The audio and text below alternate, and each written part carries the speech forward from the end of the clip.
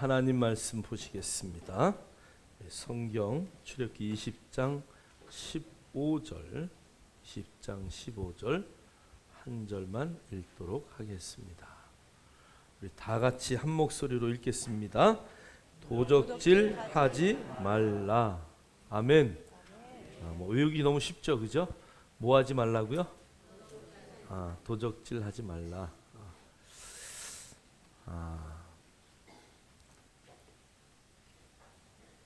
유대인들은 이 도적질 하지 말라에 대한 말씀을 묵상하면서 도적질의 범위가 어디까지인가 이런 것들을 잘 랍비들이 나눠놓은 것을 우리가 보면서 우리의 삶에 적용할 수 있는 그런 은혜 역사가 있기를 주의 이름으로 축복합니다. 자, 오늘 이제 히브리어로 보는 십계명 8번째 시간인데요. 우리 원어 한번 읽겠습니다. 원어 가나브는 우리 다 같이 한번 큰 소리로 읽을까요? 시작. 원어 가나브는 훔치다, 도둑질하다를 의미한다. 즉 상대방의 동의를 받지 않고 혹은 몰래 다른 사람에게 속한 것을 취하다를 의미한다. 예, 그러니까 이 가나브라는 단어는 도둑질하다라는 단어인데요. 상대방의 동의를 받지 않고 혹은 몰래 다른 사람에게 속한 것을 나에게로 갖고 오는 것, 이 모든 것이 다 뭐다? 도둑이다. 우리가 길에 가다가 10,000원짜리 하나 주웠어요. 제가 이제 아침에 새벽 전도 다닐 때 이렇게 가다 보면 여기 가게 앞에 10,000원짜리가 펄럭펄럭 하길래 내가 발로 탁 밟았지. 근데 보는 사람이 누가 있나 보다 이렇게 보니까 가게 아주머니가 그걸 봤어. 그래가지고 어떻게 그냥 들고 올 수가 없어가지고 이거 누가 떨겼는가 보다 그러고 드렸더니 목사님 아무도 주인이 없어요. 거기서 펄럭대는 돈. 목사님 그냥 가져가세요. 그래서 제가 주머니에다 탁 넣고 왔는데 그래서 원래 그런 돈은 누굴 갖다 줘야 돼요? 경찰서 갖다 주는 거예요. 우리 어렸을 때 이렇게 다 배웠는데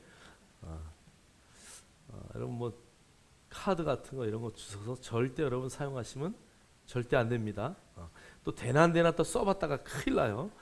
이게 진짜 되는 카드인가 뭐 이래서 한번 뭐 1,000원짜리 긁어보고 뭐 이렇게 하면 나중에 엄청난 문제가 생기니까 그러니까 상대방의 동의를 받지 않은 물건은 항상 사용하지 않는 것이 좋다. 그래서 도로 갖다 주시던가 아니면 그 자리에 놓고 간 사람이 나중에 또 생각나서 다 와요. 일본 같은데 제가 예전에 가면 가이드가 참 그런 얘기 많이 해줬어요. 일본은 일단 놓고 갔다가 어디 가면 돌아와도 다시 그 자리에 그대로 있다.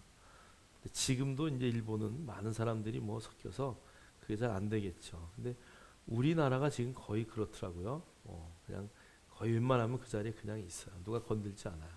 은행에서도 그렇고 웬만하면 다 찾아서 이렇게 주려고 하고 하지 그거 내 것이냐 이렇게 싹 하는 사람 많지 않다. 그래서 이 도둑이라는 범위가 주인이 없는 물건을 주웠다 할지라도 상대방의 동의를 받지 않았다면 그 자리에 놓거나 그것을 취하지 않는 것이 가장 좋은 것이다. 이 범위를 거기까지 넓혀놓은 거죠. 자, 미드라시에 기록된 엄중한 경고가 있는데요. 너희 자녀가 보고 배울지도 모르니 도적들과는 어울리지 말라. 그러니까 그런 사람들, 손버릇이 나쁘고 남의 것을 이렇게 훔치는 그런 습관이 있는 사람들과는 어떻게 하지 말라고요? 아예 어울리지 말아라. 그 다음에 성경은 도둑질 때문에 기근이 온다. 이런 말도 있어요. 그래서 도둑질 때문에 기근이 세상에 왔느니라 하는 말씀처럼 절대 그런 것을 하면 안 된다. 자, 훔친 재산이 내 손에 있게 하지도 말라. 부정직한 행위로 내 모든 사지가 애국하는 날이 반드시 올 것이다. 유대인들은 이렇게 가르친다는 거죠. 특히 결혼한 자가 다른 사람과 이게 왜 안 없어졌죠?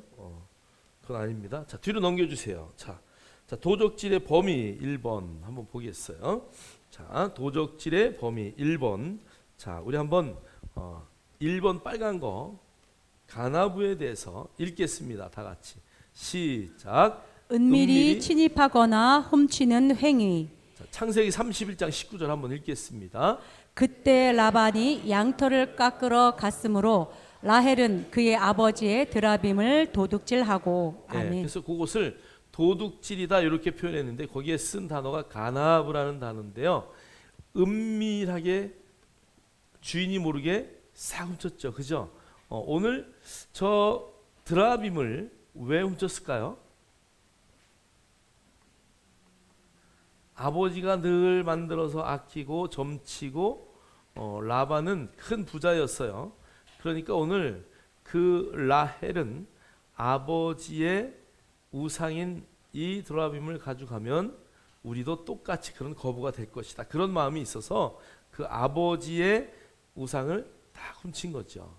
그러니까 여러분 뭐 이스라엘 백성들이 얼마나 많은 그 우상이 있었는지요. 제가 그 해설을 하면서 늘 보지만 거기에 뭐 별게 다 있어요. 여러분 이제 나중에 요번에 또 물건들이 좀 추가가 되는데 이 엘이라는 신, 뭐 그리스의 신화에 나왔지만 엘이라는 신의 부인, 그렇죠? 또 부인이 아들을 낳아요. 그게 바알인데 바알은 또 자기 엄마하고 또 관계를 해요. 뭐 이게 아주 굉장히 복잡하고 난잡한 게 신들의 이야기예요, 사실.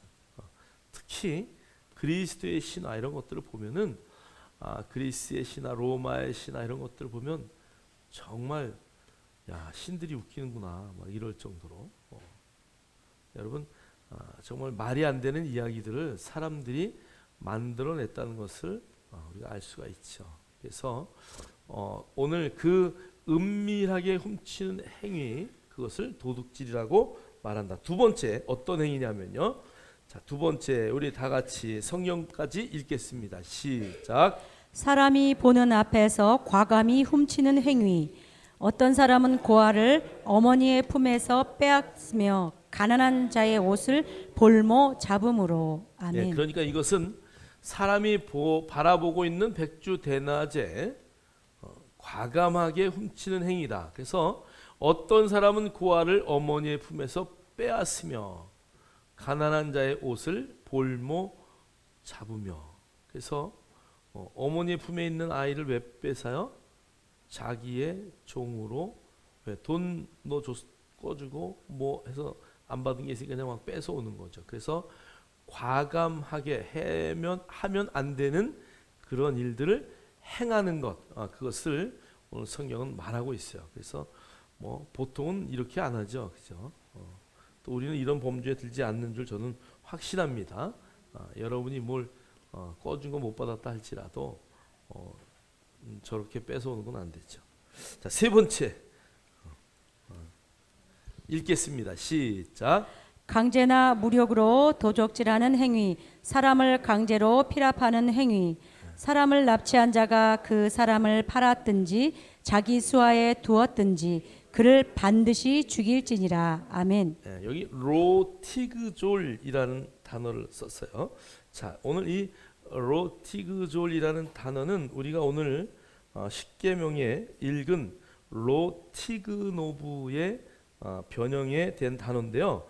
말하자면은 오늘 그래서 십계명에 도적질하지 말라라는 것은 사람을 강제로 납치하는 행위까지 포함된 것이다.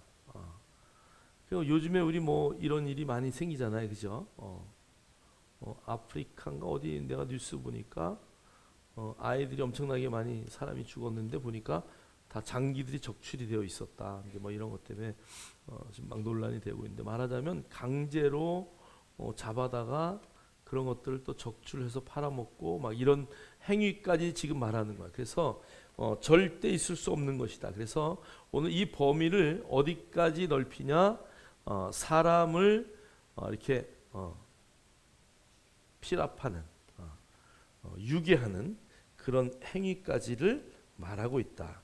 자, 그래서 오늘 본문의 도적에 대한 것은 사람을 유괴하는 납치 행위까지를 포함된 것이며 납치범이 피라민을 부리거나 팔아버리면 사형에 처할 수 있다. 이제 그 자리까지 오늘 이 도둑이라는 그건 남의 물건 훔치는 정도가 아니라 사람을 유괴해서 팔아먹거나 아니면 그를 가지고 데리고 와서 자기 어떤 노예로 일을 삼거나 하는 것까지도 도적이다라고 말하고 있다. 자, 네 번째 한번 보겠어요. 네 번째 읽겠습니다. 시작.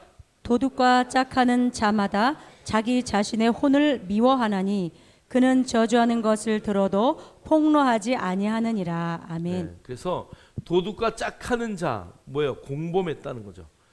도둑이 도둑질 하는데 망을 봐주거나 또 도와주거나 또 조력을 하는 것, 뭐 우리의 법이 다 이 성경에 근거하기 때문에 이거 다 공범이다 이렇게 해서 다 하는 거죠. 그래서 여러분 나 망 좀 봐줘 이러면 절대 망 봐주면 안 되는 거예요. 뭐 망 봐주면 나중에 내가 좀 뭐 줄게 막 이래도 여러분 절대 그랬다가 큰일 나는 거예요. 절대 안 된다.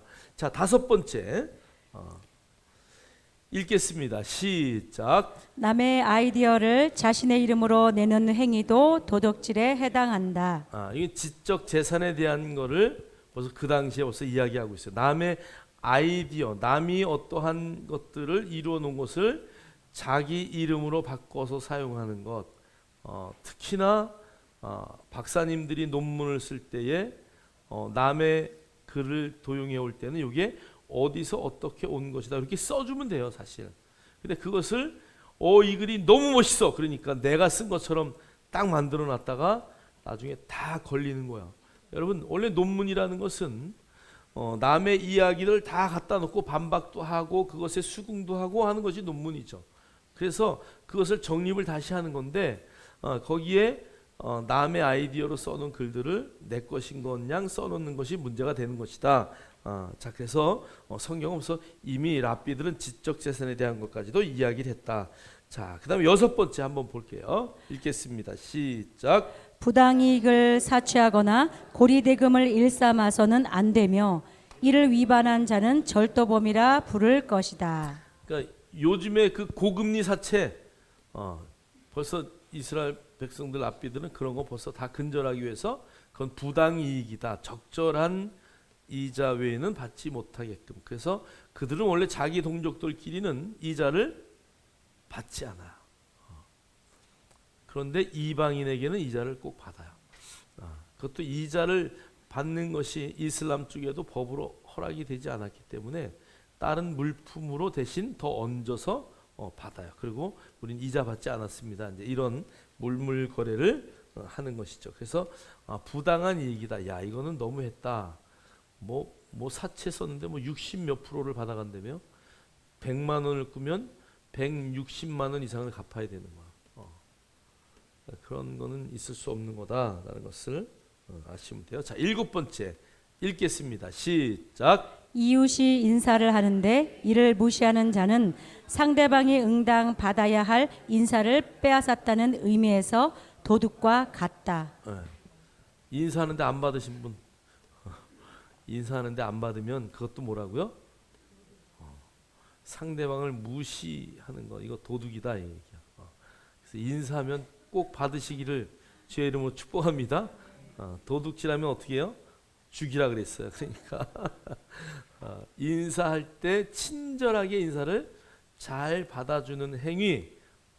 만약에 그것을 저 사람 보기도 싫은데 안녕하세요 인사하는데 고개를 획 돌리고 가면 하나님은 너 그리고 이제 혼내주는 거야. 꼭 인사를 주고 받으시기를 주의 이름으로 축복합니다. 앞뒤 옆에 한번 인사하시겠습니다. 참 잘 오셨습니다.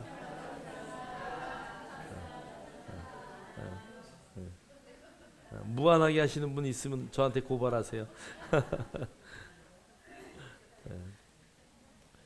자, 여덟 번째 읽겠습니다. 시작. 남의 의견이나 감정을 도둑질하면 안 된다. 그다음 그 밑에 한번 읽을까요? 거절당할 것을 알면서 청첩장을 보내는 것, 환심을 사기 위한 언행, 비유를 맞추려는 행동 등. 거기까지 이제 포함이 돼요. 남의 의견이나 감정을 도적질하면 안 된다. 이 사람 우리 집에 일 있을 때마다 뭐 우리 어머니 아버지 돌아가실 때 한 번도 오지도 않은 사람이 갑자기 청첩장을 보냈어요. 우리 아들 결혼식인데 오라고. 청첩장을 받는 순간 한 번도 안 왔는데 기분 안 좋잖아, 그죠?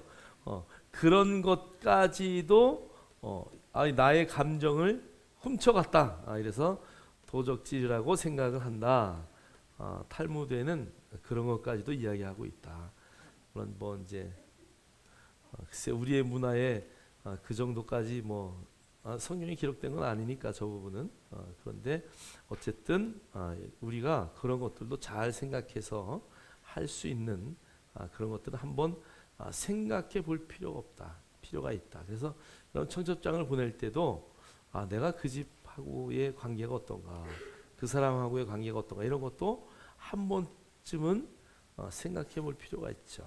그래서 뭐 공통으로 이렇게 뭐 부고를 날리거나 이런 건 어쩔 수 없겠지만 이제 그런 것들까지도 우리가 생각을 해야 되고, 자, 한심을 사기 위한 언행. 괜히 환심을 사기 위한 언행을 뭐라 그래요? 요거를 아부 떠는 거.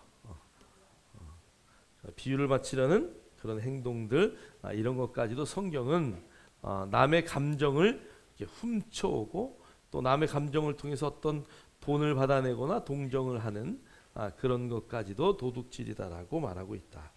자, 오늘 이 8번째 계명은 도둑질하지 말라라는 계명은 3계명하고 굉장히 밀접한 관계가 있어요. 자, 우리가 첫 번째 계명은 뭐예요? 유일하신 하나님. 두 번째는 나 외에 어떤 신도 내 눈앞에 두지 말아라. 세 번째는 뭐예요?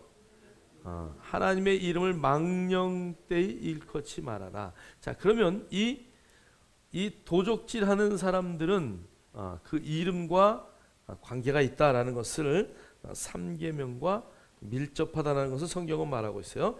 자, 출애굽기 20장 7절 우리 한번 읽겠습니다. 시작. 너는 내 하나님 여호와의 이름을 망령되게 부르지 말라. 여호와는 그의 이름을 망령되게 부르는 자를 죄 없다 하지 아니하리라. 아멘. 네, 그래서 하나님의 이름을 팔아먹는 거죠, 그렇죠?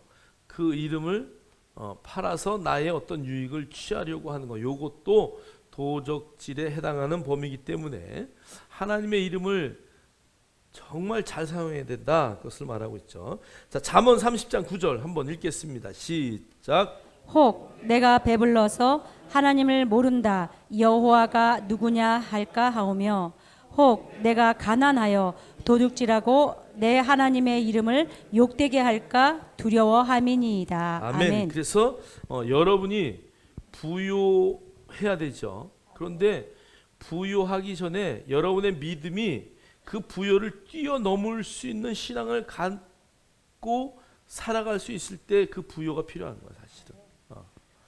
그래서 정말 믿음이 없는데 돈 많으면은요 참 힘들어요. 그 돈이 하나님보다 앞서 있기 때문에 결국 멸망의 길로밖에 갈 수가 없어요. 그래서 여러분의 부요는 하나님보다 앞장서지 않는 부요를 여러분이 구하실 수 있어야 돼요. 또 여러분, 절대 믿는 자는 가난할 수가 없다. 할렐루야. 예수 믿는 자에게는 하나님이 우리에게 모든 먹을 거 입을 걸 다 공급해 주시는 분이기 때문에 늘 부요를 선포하셔야 돼요. 나는 절대 가난하지 않습니다. 성경은 개미에게라도 배우래요. 여러분, 일하지 않으면 그는 그리스도인이 아니에요. 뭐 하지 않으면요? 네, 그래서 여러분 열심히 일을 해야 돼요. 남편이 열심히 벌면 나는 또 주의 일 열심히 하면 되고요. 또 남편이 못 벌면 내가 열심히 벌면 되고요. 그래서 하여간 그 가정에 부족함이 없도록 채우시는 하나님의 영광을 여러분이 늘 체험해야 되고요. 여러분이 믿음으로 늘 선포해야 될 것은 나는 가난하지 않습니다. 나는 늘 부유한 자입니다. 할렐루야. 먼저는 여러분의 심령이 부유하기를 원해요. 여러분의 영은 이미 하나님의 은혜 가운데 부유한 자예요. 그런데 우리가 이 혼에 나는 부유하다라는 것을 잘 인식하지 못하는 거예요. 그리고 여러분이 그러한 자세로 세상을 나가면 세상의 물질은 여러분을 따를 것이에요. 물질을 돌같이 보는 자들이 물질들이 화가 나가지고 아니 네가 나를 돌로 본단 말이야? 그리고 쫓아오는 거야 물질이. 그렇게 물질이 여러분을 따라올 수 있도록 여러분의 삶을 담대하게 바꾸셔야 돼요. 재물 얻을 능력을 여러분의 손에 이미 허락한 줄 믿습니다. 그래서 늘 구워주고 나눠줄 수 있는 그 자리에 나는 있다라는 것을 절대 잊으시면 안 돼요. 이번에 양육하는 팀들 코칭하면서 그 얘기했잖아요. 우리는 이 등산을 할 때 뭐라 그래 그거를 앵커를 산 높은 곳에 그냥 이미 정상에다 딱 박은 사람들이에요. 그러면 딱 박았는데 박았으면 줄이 쭉 매달려 있을 거 아니에요, 그죠? 줄이 매달려가지고 이 밑에 있는 거예요. 자, 그러니까 우리의 원래 자리는 어디예요? 저 위에요. 그런데 지금 우리는 여기 있어요. 그러니까 우리는 그 줄 붙잡고 어떻게 하면 돼? 올라가면 되는 거예요. 앵커가 이미 거기에 박혀 있기 때문에 우리는 이미 그곳에 있다는 것을 늘 인식하셔야 돼요. 여러분 이미 정상을 밟은 자들임을 확신합니다. 할렐루야. 나는 아직도 밑바닥에서 헤매고 있어요. 이런 사람은 절대 안 되는 거야. 이미 우리의 영혼의 닷을 어디에다 내렸다고? 천상 하늘에 거기에 딱 닷을 내려놓은 자들이에요. 앵커를 그곳에 딱 박은 자들이에요. 그래서 우리는 그 줄 붙잡고 그냥 올라가면 돼. 할렐루야. 저와 여러분이 그런 자리에 있다는 것을 절대 잊지 않기를 주의 이름으로 축복합니다. 자, 에레미야 23장 30절 읽겠습니다. 시작. 여호와의 말씀이라. 그러므로 보라, 서로 내 말을 도둑질하는 선지자들을 내가 치리라. 아멘. 이 선지자들은 말을 많이 하겠죠. 그런데 뭐를 도적질했다고요? 하나님의 말씀을 도적질해서 하나님의 말씀을 그대로 전하지 않고 자기의 말로 변형시키거나 바꿔서 전하는 건 말하는 거야. 또 하나님의 말씀은 강력하게 나라의 이 모든 상황 가운데 백성들을 회개하라고 선포하라고 하는데 왕 앞에 가서 거짓말하는 거죠. 이 나라가 평안합니다. 절대 그런 짓 하지 말아라. 에레미야가 눈물 흘리며 그 나라의 마지막을 계속 이야기하고 있는데 거짓 선지자들은 평안하다 평안하다 계속 그렇게 잘못된 것을 선포하고 있는 것이죠. 그래서 하나님의 말씀을 잘 전하는 것 저와 여러분이 해야 할 일임을 믿습니다. 그래서 여러분 가서 복음을 전하는 거야. 복음이 뭐예요? 어떤 소식이요? 그래서 여러분들이 기쁜 소식을 전하는 거예요. 예수 믿으면 뭘 받아요? 복을 받습니다. 예수 믿으면 영생을 얻습니다. 예수 믿으면 구원을 얻습니다. 안 믿으면 뭐 우리가 얘기 안 해도 다 알아요. 그들이 그걸 뭐 안 믿으면 지옥 갑니다. 막 일부러 그럴 필요가 없어요. 그래서 복음 정말 기쁜 소식을 그들에게 전해주고 특히나 저와 여러분이 간증의 주인공이 되어서 예수 믿으면 나처럼 됩니다. 할렐루야. 우리 유승철 형제하고도 전도 나가서 내가 그런 얘기 저기 술집 저기 가서 빨리 전도하고 오라 그랬더니 제가 몇 달 전에 여기서 술 먹던 자리입니다. 그거 얼마나 좋아요, 그죠? 갖다 주면서 전 몇 달 전에 저도 여기서 술 먹었던 사람입니다. 당신 예수 믿으면 나처럼 됩니다. 내가 뭐가 돼야 된다고요? 그런 간증의 주인공이 돼야 돼요. 간증할 것이 없다고요? 여러분 한번 뒤를 돌아서 한번 생각해 보세요. 옛날에 내가 어떻게 살았나? 오늘 변한 나의 모습 이게 다 간증 덩어리예요. 여러분 안에 계신 성령의 은혜를 여러분의 입술로 토설하지 않으면 하나님이 기뻐하지 않으셔요. 그래서 여러분이 간증의 주인공이 돼야 돼요. 제가 그저께군요. 요 앞에 청소하고 있는데 담배꽁초를 꼭 여기다 와서 버리고 저 구석에 버리는 담배꽁초 줍고 있는데 어떤 분이 지나가면서 인사해. 목사님 안녕하세요. 그래서 모르시는 분이에요. 그래서 안녕하세요. 그리고 인사했더니 목사님 저 모르시죠? 그래서 잘 모르겠는데요.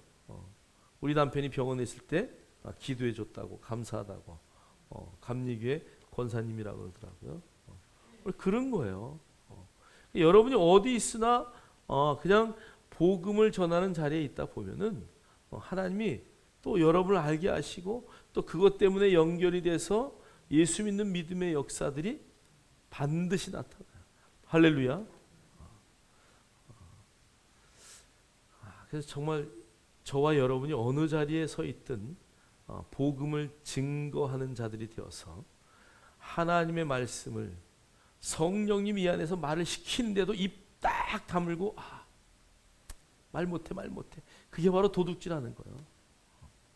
성령님이 나에게 시키는 때 입술을 열어서 복음을 증거하는 담대함이 저와 여러분 안에 있기를 주의 이름으로 축복합니다. 축복합니다. 내가 복음을 전하기에는 창피해 이런 분 있나요? 절대 그럴 이유가 옆 사람 보고 일도 없습니다.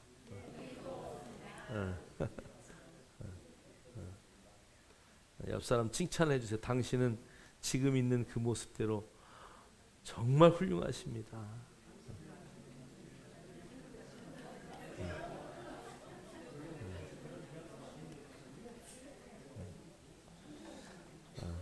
우리 특히 저는 이용승 권사님 몇 해 전까지만 해도 전도하러 간다 그러면 꼭 나는 따라가고 제가 그 5년 전 사진이 이렇게 그 핸드폰에 뜨더라고요. 우리 권사님이 저녁에 예배 끝나고 수요일 날 전도 나갈 때 같이 요 앞에서 이러고 사진 찍으셨어.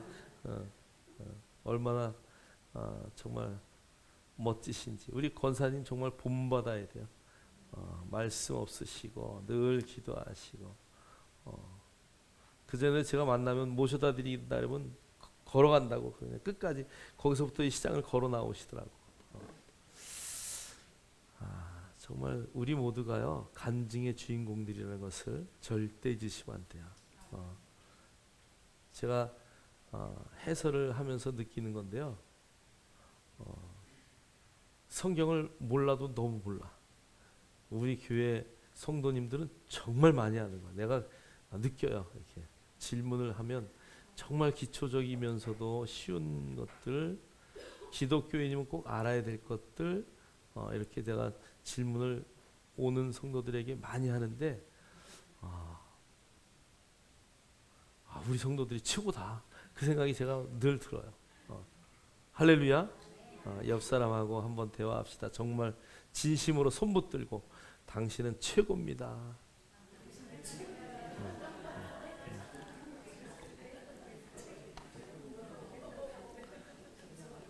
김성욱 집사님 왜 안 하셔요? 빨리 두 분 손 붙잡고 당신은 최고입니다. 빨리.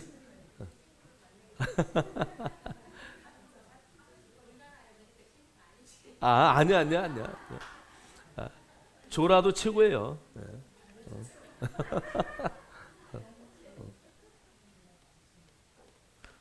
뭐 졸려도 예배당 와서 눈 감고 자는 게 얼마나 행복한 거예요. 집에서 안 간다고 뻗티고 남편이 막 그래봐 진짜. 교회를 내가 왜 가냐 막 이러면서 집에서 어긋장 놓으면 더 힘들어요. 감사합니다. 교회 와서 졸아주셔서 감사합니다. 피곤하면 어떻게 할 수 없죠. 자, 우리 한번 스가랴 5장 4절 읽겠습니다. 시작. 만군의 여호와의 말씀이다. 내가 저주를 도둑들의 집과 내 이름으로 거짓 맹세를 하는 사람들의 집에 보내겠다. 그 저주가 그러한 사람의 집에 머물면서 그 집의 나무와 돌까지 허물어 버릴 것이다. 아멘. 네, 그래서 내 저주를 도둑들의 집과 내 이름으로 거짓 맹세하는 사람들의 집에, 그러니까 오늘 도둑들의 집과 내 이름으로 거짓 맹세하는 이름을 망령되이 일컫는 자들과 동격으로 성경은 기록이 되어 있다. 그래서 도둑질하는 사람들은 하나님의 이름을 망령되이 여기는 것이다. 그래서 그분의 이름을 훼손하는 일을 하지 말라고 성경은 우리에게 말씀하고 있어요. 자, 말라기 3장 8절 읽겠습니다. 시작. 사람이 어찌 하나님의 것을 도둑질하겠느냐? 그러나 너희는 나의 것을 도둑질하고도 말하기를 우리가 어떻게 주의 것을 도둑질하였나이까 하는도다. 이는 곧 11조와 봉헌물이라. 아멘. 그래서 여러분의 물질에 대해서도 하나님은 10의 하나를 구분하지 않는 것, 특히 하나님 앞에 드릴 것을 자기의 임의로 바꾸는 것, 그것을 도적질이다라고 말라기는 말하고 있어요. 물론 뭐 여러분이 헌금하는 거 여러분의 상황과 형편을 맞춰서 하는 것은 너무 좋아요. 그런데 성경은 그런 것을 변기하지 않는 것을 늘 주장하고 말하고 있어요. 특히나 이제 성경에 보면 이렇게 양의 우리가 있잖아요. 그래서 양의 우리에 11조를 할 때 양들이 이렇게 들어와요. 그러면 하나, 둘, 셋, 넷, 다섯, 여섯, 일곱, 여덟, 아홉, 열 번째 양이 들어오는데 토실토실하고 너무 예쁘고 잘생긴 양이 온다 그러면 목자가 지팡이를 들고 있다가 탁 쳐요. 넌 절로 가. 빨리 절로 가. 그리고 열 번째 비실비실한 양이 오면 딱 잡아.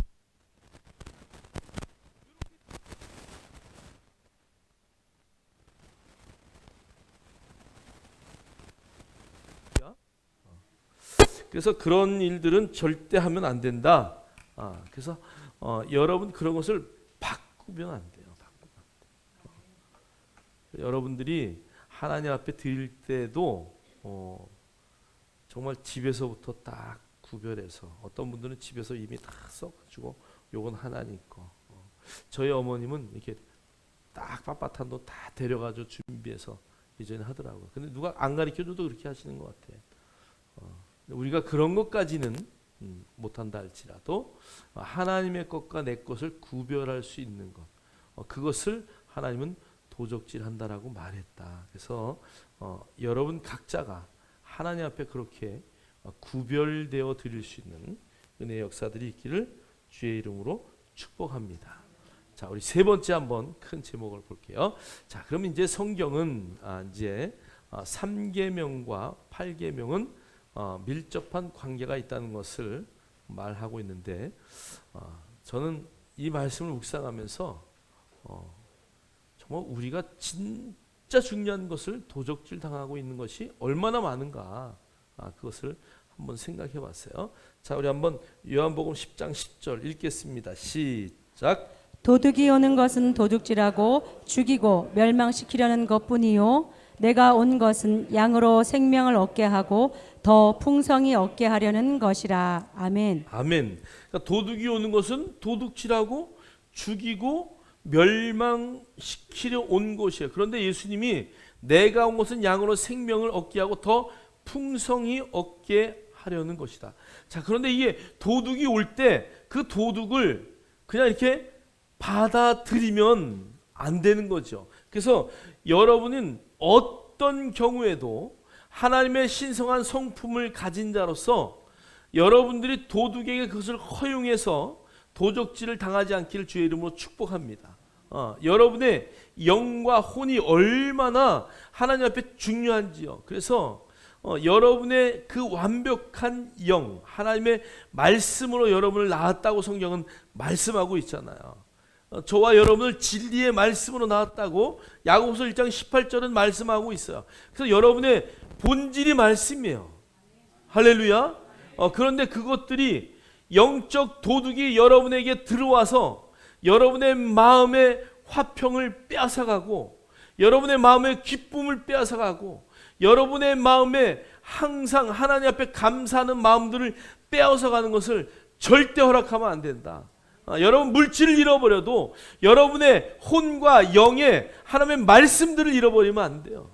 어떤 상황 가운데서도 그것은 지켜야 된다. 그래서 여러분 절대 도적질 당하지 않기를 주의 이름으로 축복합니다. 여러분 이 도둑은 여러분의 생각 가운데 들어와요. 정말 막 깜빡하면 막 저도 아침에 일어나서 그냥 깜빡하고 일을 먼저 생각하다 보면은 아침에 일찍 일어나서 먼저 우리 사모 이렇게 허그 먼저 해준다고 맨날 그러면서도요, 깜빡하면 그걸 잊어먹어. 왜? 그게 하루의 시작이잖아요. 여러분 일어나서 하나님 감사합니다. 그리고 아내를 또 남편을 아니면 자기가 정말 삶의 가장 중요한 것을 먼저 축복을 하고 시작하는 게 여러분의 일의 순서가 돼야 되는데 그거 잊어먹을 때가 얼마나 많은지 몰라요. 이런 거 있죠. 내일 아침에는 뭐 해야 돼. 그리고 딱 일어나면 그냥 이렇게 하고 그냥 그거 먼저 하러 가. 그러지 마시고 여러분의 하루의 일과의 순서들을 좀 딱 정해서 아침에 일어나가지고 우리 백장로님이 권권사님을 끌어안고 여보 사랑해. 오늘 우리 인생의 최고의 날이 될 거야. 막 그러면 우리 권권사님은 백장로님 오늘 당신은 회사에서 멋진 하나님의 영광의 그릇으로 쓰임 받을 겁니다. 그러고 매일 부부가 그렇게 시작을 하면 얼마나 좋을까. 우리 장로님 난 절대 못해요.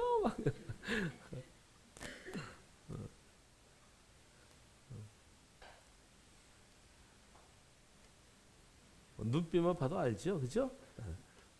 그러나 우리가 자꾸 훈련해야 돼. 그래서 여러분의 삶이 하루의 시작을 어떻게 단추를 꿰느냐는 너무 중요하다. 그래서 첫 단추부터 잘 껴야 나머지 단추가 쫙 이렇게 잘 되는 거예요. 할렐루야. 그래서 여러분 그냥 남편이 못하면 아내가 막 아양을 떨어서 빨리 나 기도해줘. 막 이렇게 막 그냥 이렇게 해서 좀 하루가 시작이 정말 그 분위기가 벌써 딱 들어가면 분위기가 있잖아요, 그죠? 그 집안에 흐르는 공기의 흐름이 있어. 딱 가면 어떤 집은 벌써 가면 샤해. 이거 우리가 오기 전에 한바탕 했구나. 이거 딱 벌써 눈치채요.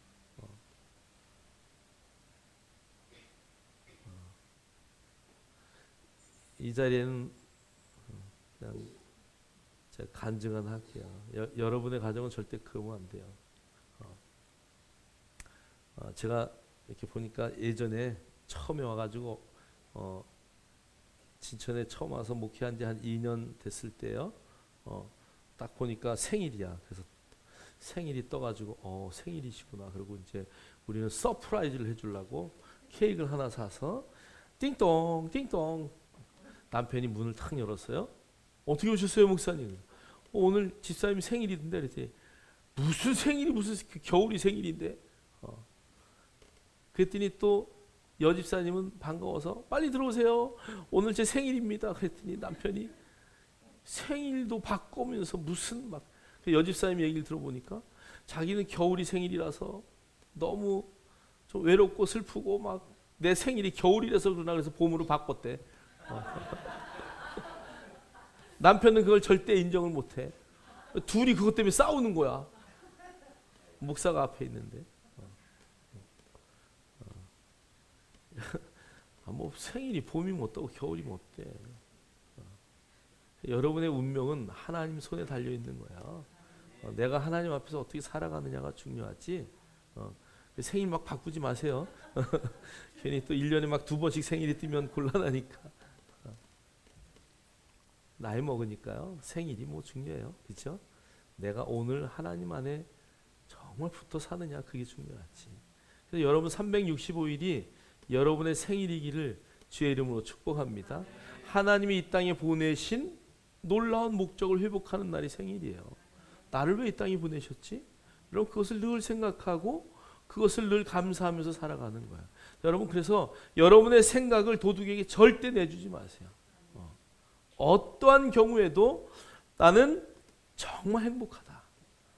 나는 최고의 하나님의 선물이다. 나는 하나님의 최고의 걸작품이다. 할렐루야.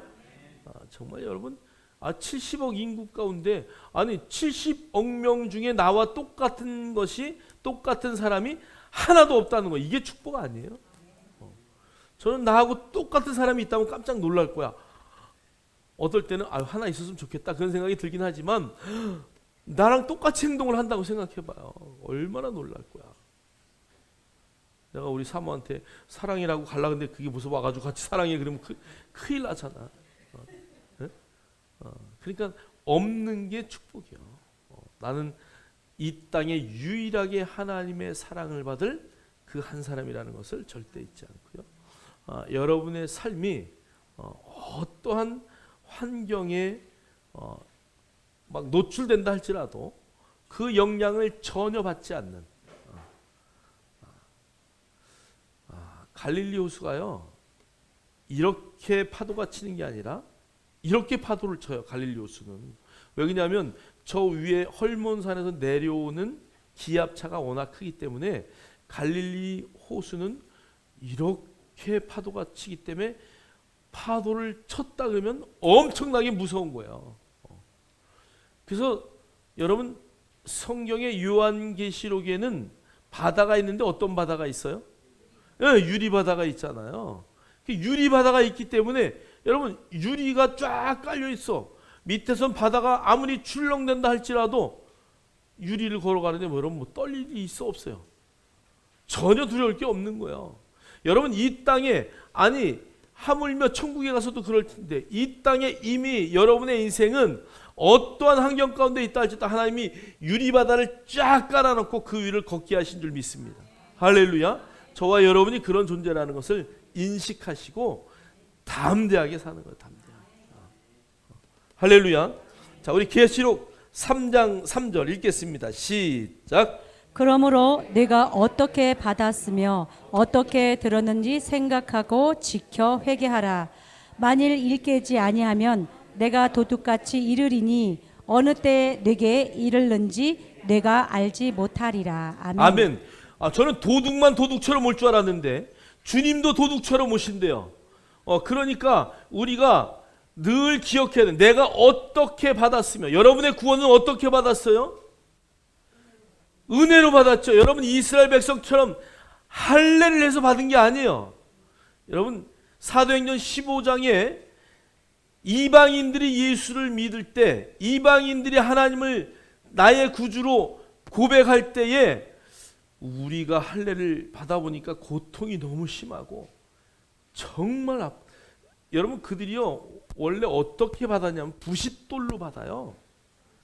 부싯돌 그거를 갈지 않은 부싯돌이에요. 여러분 왜 그런 줄 아세요? 갈지 않은 부싯돌 그러니까 돌을 쪼갰을 때 그게 쪽이 탁 나가면은 요거는 할례하는 도구로 써야 되겠구나. 그들이 별로 이렇게 골라놔요. 왜 그렇게 하는 거예요? 쇠는 부정하다라고 생각해요. 돌은 다듬지 않은 돌은 정한 것이에요. 그래서 그 부싯돌로 할례를 해요. 아브라함이 100세 할례를 받았어요. 99세 100세 그죠? 근데 100세 된 할아버지 그거 자른다고 생각해봐. 그것도 부싯돌로. 그래서 랍비들은 도마를 썼을 것이다. 나무로도 쓰든 아니면 바위로 쓰든 썼을 것이다. 지금은 이렇게 콕 집는 걸로 찍고 가위까지 쓴대요. 근데 원래 그들은 부싯돌로 했단 말이에요. 얼마나 아팠겠어요. 그러니까 이방인들에게는 이런 고통을 주지 않아도 된다. 원래 할례는 어디에 받는 거라고요? 마음에 받는 거야. 그러니까 그들에게는 할례를 요구하지 않겠다. 그래서 할례 받지 않아요. 그런데도 막 할례 받아야 된다고 막 그 난리를 치니까 그들 때문에 할례당이다라는 이름을 붙인 거야. 저와 여러분이 어떻게 구원받았냐? 그까지 할례, 제사 뭐 이런 거 다 빼놓고 그 정말 아프다고 하는 할례까지도 다 면제해 주면서 여러분의 입으로 주는 그리스도시요 살아계신 하나님의 아들이십니다. 나는 당신을 죽을 때까지 믿겠습니다. 당신이 오늘 내 안에 들어오셔서 내 주인이 되어 주십시오라고 고백만 하면 하나님의 자녀 삼으셨다니까요. 그러니까 여러분이 어떻게 받았는지를 늘 인식하셔야 돼요. 늘 인식하셔야 돼요. 순간순간 하나님의 아들이라는 것을 까먹는 사람이 얼마나 많은지 몰라요. 교회 안에서는 거룩한 집사님인데 딱 교회 문을 열고 동네에 나가면 개똥이 엄마 소똥이 엄마 뭐 이거 왜 콩나물 씹어넣지 더 안 주냐 막 깎고 싸우고 난리 나고 이런 여러분 교회 안에서 집사면 나가서도 집사의 직분으로 살아야 되는 거예요. 교회에서 장로면 나가서 장로의 직분으로 살아야 돼요. 할렐루야. 여러분이 거룩한 성도라면 정말 나가서도 여러분을 보면 아, 저 사람은 거룩한 성도가 맞아. 그런 삶을 살아야 돼요. 어떻게 그분을 통해서 받은 은혜가 어떻게 나에게 정말 어떻게 내가 그 은혜를 체험하고 살았는지 그것을 여러분들 기억하고 기념하고 생각하고 지키셔야 돼요. 그렇지 않을 때 뭐 하라고요? 회개하래요. 너희들이 그렇지 않으면 내가 도둑같이 잃을 것이다. 회개는 한 번 짓고 또 잘못했습니다. 그리고 또 잘못했습니다 하는 게 회개죠. 회개는 한 번으로 끝내는 게 회개야. 나는 이제 이 옷을 벗을 거야. 이 누더기 세상의 옷을 벗을 거야. 그러면 딱 벗고 다시는 그 옷을 입지 않는 게 회개예요. 다시는 그 옷을 입지 않고 그리스도로 옷 입는 것이 회개예요. 도둑만 도둑같이 오는 게 아니라 주님도 도둑같이 오신대요. 여러분이 그래서 늘 깨어 있어야 돼요. 자, 우리 계시록 16장 15절 읽겠습니다. 시작. 보라, 내가 도둑같이 오리니 누구든지 깨어 자기 옷을 지켜 벌거벗고 다니지 아니하며 자기의 부끄러움을 보이지 아니하는 자는 복이 있도다. 아멘. 아멘. 그래서 여러분 그리스도로 옷 입고 늘 그 세마포 옷 같은 빛나고 밝은 옷을 입고 늘 여러분의 행실을 자랑할 수 있기를 주의 이름으로 축복합니다. 오늘 성경도 나는 도둑같이 온다라고 주님이 말씀하셨기 때문에 그분은 반드시 도둑같이 오셔요. 여러분이 알 수 없는 때에. 자, 우리 데살로니가전서 5장 1절로 2절 읽겠습니다. 시작. 형제들아, 때와 시기에 관하여는 너희에게 쓸 것이 없음은 주의 날이 밤에 도둑같이 이를 줄을 너희 자신이 자세히 알기 때문이라. 아멘. 우리가 어느 자리에 있어요? 이미 자세히 아는 거야. 주님이 밤에 도둑같이 그렇게 갑자기 임할 것을 우리는 다 알고 있어요. 다 알고 있어요. 주님이 언제 어떻게 오실 줄 그 날과 그 시는 모르지만 그 오실 모든 징조는 지금 우리에게 다 오픈하고 계셔요. 마지막 때에 지진이 일어나고 나라와 나라가 전쟁을 일으키고 그 다음에 기근과 홍수와 그 모든 자연재해들이 오고 또 그 마지막 때 하늘에서 불같이 떨어지는 유성들을 보고 뭐 여러 가지 징조들이요 지금 우리 앞에 계속 펼쳐지고 있어요. 그래서 5분 전, 1분 전, 30초 전, 20초 전 이렇게 지구의 시계는 가고 있는 거야. 그러니까 우리가 깨어 있어야 돼요. 주님이 오실 그날을 우리는 자세히 알기 때문에, 멀지 않은 것을 알기 때문에, 그래서 여러분이 그 말세 신앙을 갖고 살아야 되는 것이죠. 자, 데살로니가전서 5장 10절 읽겠습니다. 시작. 예수께서 우리를 위하여 죽으사 우리로 하여금 깨어 있든지 자든지 자기와 함께 살게 하려 하셨느니라. 아멘. 아멘. 그래서 우리가 깨어 있든지 잠을 자든지 누구와 함께? 그리스도와 함께. 그분이 이미 우리 안에 계시기 때문에 우리를 떠나실 수 없어요. 그래서 여러분이 늘 그분과 함께 하고 있다는 것을 인식하셔야 돼요. 나는 그분과 동행하고 있는지. 만약에 그분과 동행하지 않는다면, 그분의 초청에 응하지 않는다면, 그분이 우리에게 말할 때 그것을 듣지 않는다면 그때가 바로 도둑이 틈탈 때예요. 이해하십니까? 그래서 여러분 늘 주님과의 대화 가운데 여러분이 깨어있기를 주의 이름으로 축복합니다. 자, 우리 마지막으로 데살로니가전서 5장 15절로 22절 우리 읽겠습니다. 시작. 삼가 누가 누구에게든지 악으로 악을 갚지 말고 하고 서로 대하든지 모든 사람을 대하든지 항상 선을 따르라. 항상 기뻐하라. 쉬지 말고 기도하라. 범사에 감사하라. 이것이 그리스도 예수 안에서 너희를 향하신 하나님의 뜻이니라. 성령을 소멸하지 말며 예언을 멸시하지 말고 범사에 헤아려 좋은 것을 취하고 악은 어떤 모양이라도 버리라. 아멘. 아멘. 그래서 우리가 이제 도적질 당하지 않으려면 우리가 이런 삶을 살아야 돼요. 자, 항상 선을 따르라고 말해요. 누구를 대하든지 뭐 어떤 사람을 만나든지 항상 선을 따라라. 16절은 이렇게 말해요. 항상 기뻐하라. 여기 항상이라는 단어가요, 언제나요. 언제나 여러분 언제나 기뻐하시길 주의 이름으로 축원합니다. 오늘 기분이 별로 안 좋은데 이것은 하나님으로부터 떠난 거야. 항상 언제나 기뻐할 수 있는 자 되기를 주의 이름으로 축원합니다. 원수가 나를 한 대 친다 할지라도 어떻게 하시라고요? 기뻐하기를 주의 이름으로 축복합니다. 두 번째, 쉬지 말고 뭐 하라고요? 기도하라. 여기 쉬지 말고라는 단어는 끊임없이 기도하라는 거. 끊임없이. 여러분 길 갈 때 방언으로 기도하시고요. 여러분 시간 날 때에 한 가지의 말씀을 계속 암송하는 거야. 하나님의 말씀을 암송하고 또 되뇌이고 늘 그렇게 끊임없이 기도하기를 주의 이름으로 축복합니다. 여기 범사에 감사라라고 할 때 이 범사는 올이라는 거예요. 모든 일에 뭐 하라고요? 모든 일에 감사라는 감사. 모든 일에 감사.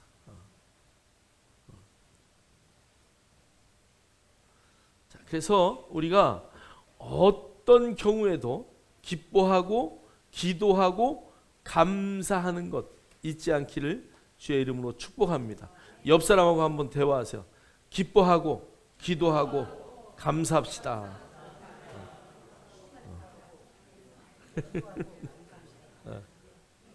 할렐루야. 그것이 하나님의 뜻이야. 하나님의 뜻. 누구의 뜻이라고요? 내 뜻이 아니라, 목사님의 뜻이 아니라, 장로님의 뜻이 아니라 누구의 뜻이라고? 그러기 때문에 우리 모두의 뜻이 되는 거야. 하나님의 뜻이기 때문에 우리는 늘 그렇게 살아내야 돼요. 아니 그렇게 살아갈 수밖에 없는 사람들이에요. 자, 뒤에 한번 19절 20절 읽겠습니다. 21절 22절 시작. 성령을 소멸하지 말며 예언을 멸시하지 말고 범사에 헤아려 좋은 것을 취하고 악은 어떤 모양이라도 버리라. 그러니까 성령을 뭐 하지 말라고요? 소멸하지 말라. 요 말은 소멸이라는 단어는 억누르지 말래요. 성령님이 말하라고 하면 말하는 거예요. 성령이 가라 하면 가는 거예요. 근데 여기서 내가 이 말하면 창피하겠지? 이거 하면 안 되겠지? 이런 거 하지 말란 얘기야. 성령님이 시키면 여러분의 입을 여세요. 자, 예언을 멸시하지 말래요. 여기 멸시라는 단어 없인 여기지 말래요. 없인 여기지. 그리고 범사에 헤아려서 어떤 것을 취하라고요? 좋은 것을 취하라. 악은 어떻게 하라고요? 모양이라도 버려라. 그래서 여러분 악한 것, 부정한 것은 아예 여기 생각에서 딱 지워버리세요. 항상 가장 좋은 것을 취할 수 있는 저와 여러분 되기를 주의 이름으로 축원합니다. 축원합니다. 기도합니다. 하나님 감사합니다.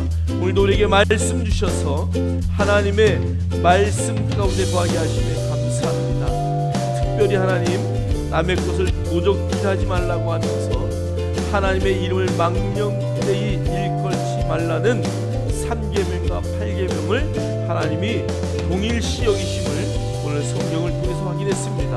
어떠한 경우에도 하나님 도둑이 사단이 우리의 모든 것들을 틈타지 않도록 항상 기뻐하며 쉬지 말고 기도하고 범사에 감사하게 하시고 악은 모양이라도 버릴 수 있게 하시며 항상 좋은 것을 취할 수 있는 하나님의 뜻대로의 삶을 살아내게 하옵소서.